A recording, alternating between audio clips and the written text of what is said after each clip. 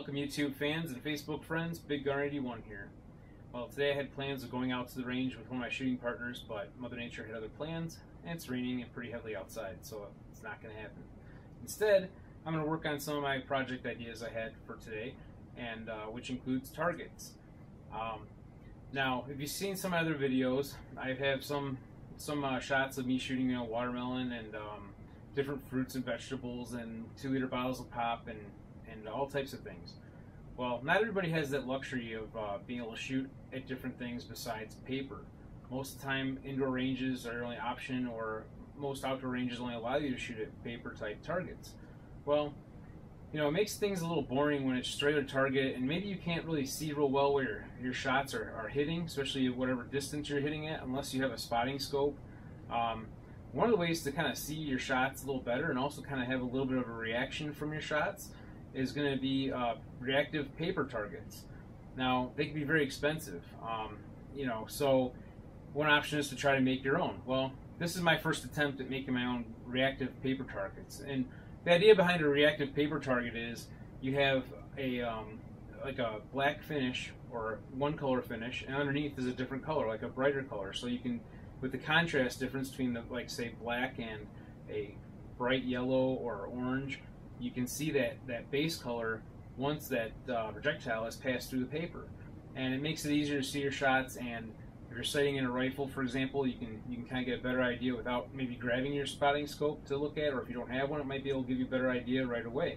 So anyhow, I figured I'd try my hand at making my own, and I'm no arts and crafts are not my thing. I'm no artist or anything like that, or nothing like that. So anyway, some of the things that basically you need, and this is one method I'm going to try, and again, I haven't gotten to shoot these yet, so we'll see how well they work. I'm just kind of going off of some information I've gathered from different sources on the internet here with different videos and things.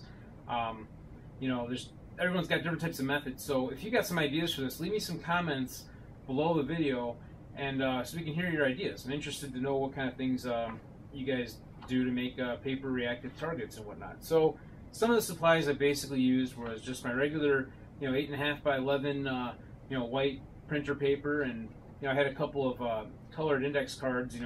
Figured I'd throw some of these together and kind of add a different color contrast between the different area on the paper where the projectile is going to go through.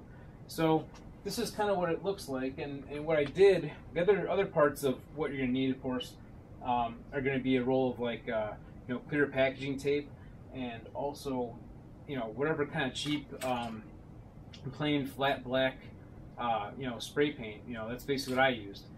I don't think the gloss works quite as well for that. Maybe I think the flat black's probably better.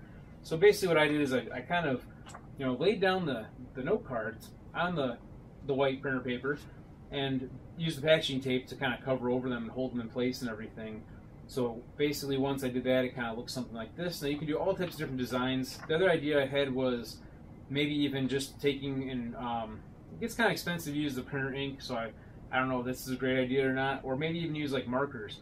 You can either like print a pattern on here, like in red or blue or yellow, whatever color you want to do, or draw it on there with some cheap magic markers or whatever. That would probably soak into the paper real nice and possibly produce the same kind of effect where you can have a color contrast between the area on your target. So after I lay that on there and I put the packaging tape down over it, and there may be some other product that you can use, but basically the idea is to use the plastic over the paper, and the paint you're just going to use kind of sparingly, just enough to coat the sheet and not be able to really see real well through it. That way that paint maybe will kind of flake off the plastic and so forth. That's kind of what we're going for here.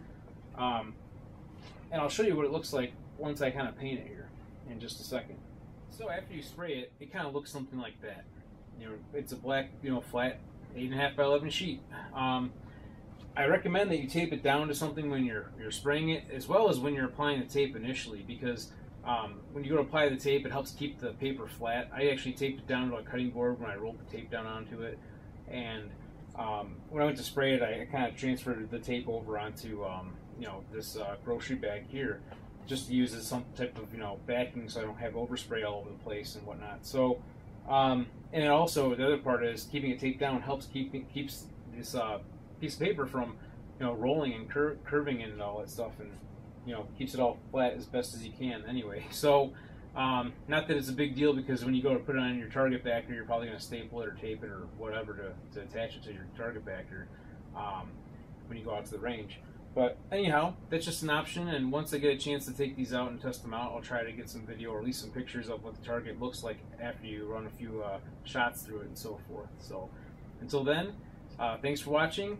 Make sure you click the subscribe button and like the video and comment below and all that good stuff. So have fun shooting, guys.